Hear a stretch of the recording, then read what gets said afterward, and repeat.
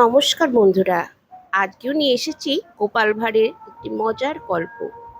গোপাল ভাঁড়ের পাশে এক প্রতিবেশীর নাম ছিল কেদার। তার বাড়ির উঠানে কাঁঠাল গাছ ছিল। গাছটিতে প্রতি বছর বেশ বড় বড় কাঁঠাল হতো, খেতে মধুর মতো মিষ্টি। কিন্তু একটা কাঁঠালও তো কাউকে দিত না। গাছে একটি কাঁঠাল পাকলে তার গন্ধে পাড়া মাত করে তুলত। গোপাল যাচ্ছিল কেদারের বাড়ির সামনে রাস্তা দিয়ে।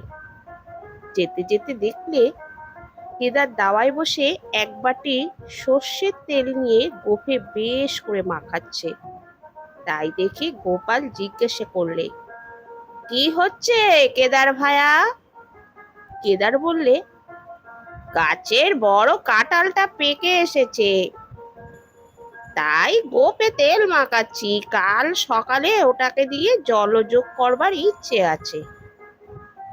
গোপাল বললে, একটু বেশি করে মেখে রেখো ভাই, তা না হলে গোপে আটা জড়িয়ে যাবে। ভালো করে না মাখালে তেল যদি গোপে আঠা লাগে, ছাড়াতে কষ্ট হবে। সেদিন রাতেই কাঁঠালটাকে চুরি করে নিয়ে চলে গেল।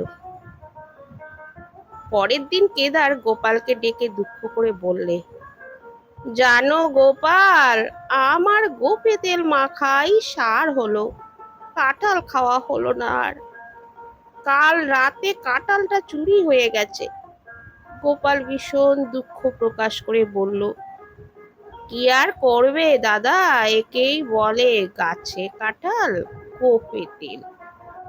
বন্ধুরা, কেমন লাগলো? ভালো লাগলে অবশ্যই কিন্তু আমার চ্যানেলটিকে সাবস্ক্রাইব করবে।